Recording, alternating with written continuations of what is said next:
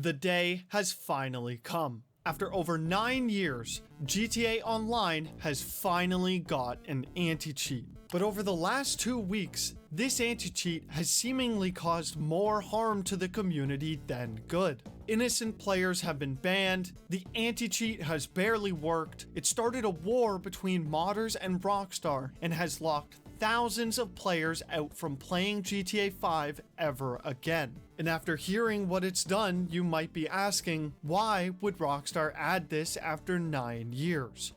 GTA Online is a game that has been riddled with problems since its launch. I mean, from crashing, server problems, bugs, glitches, god mode, exploits. Basically, if you can name it, chances are GTA players have had to deal with it. And while all of that is bad, nothing even comes close to the impact that modding has had on the PC version of GTA Online.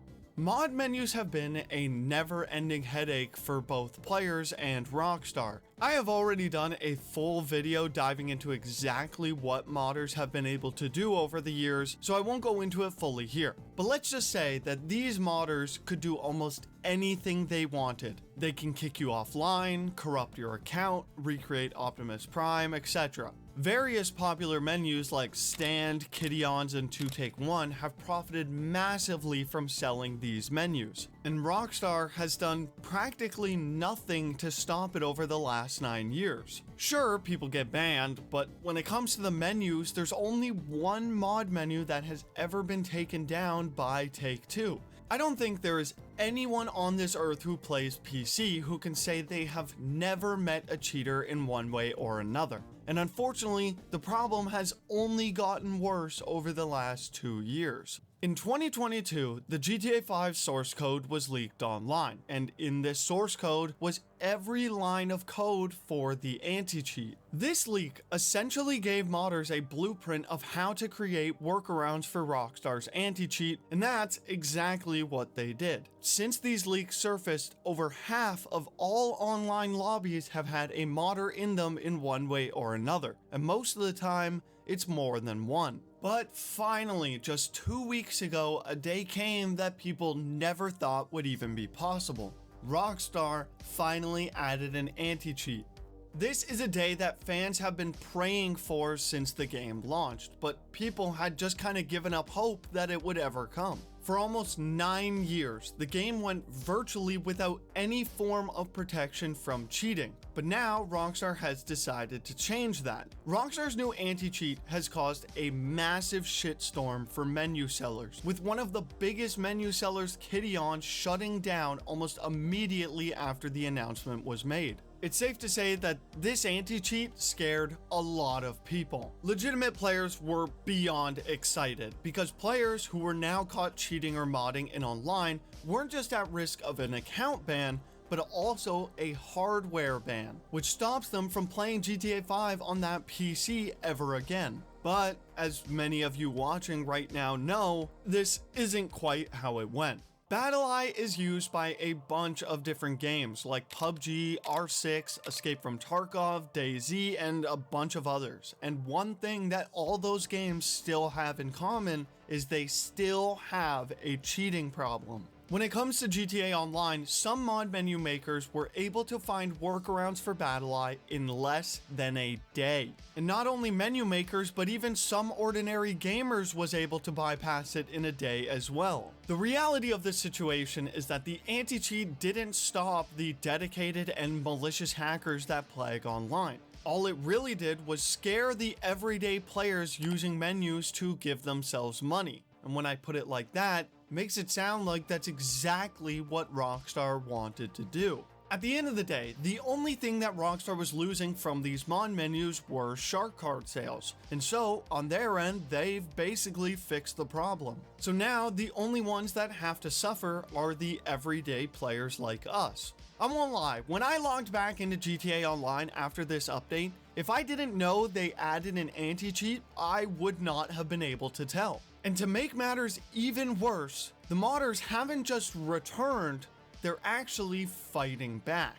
Modders and mod menu makers essentially declared war on Rockstar, DDoSing not only GTA Online and Red Dead Online, but but also Battleye's website. And if it can't get bad enough, bots are now going into online sessions and using these workaround menus to kick everyone out of the lobby and freeze their games. Now, don't get me wrong, the anti-cheat is doing a good job of banning modders. The only problem is that it's catching a few legitimate players as well. Players that have thousands of hours and have never cheated a day in their life are now being banned simply for having a lot of money. Now, most of these players have been able to get unbanned after stating their case, but we can all agree that it shouldn't even be happening in the first place.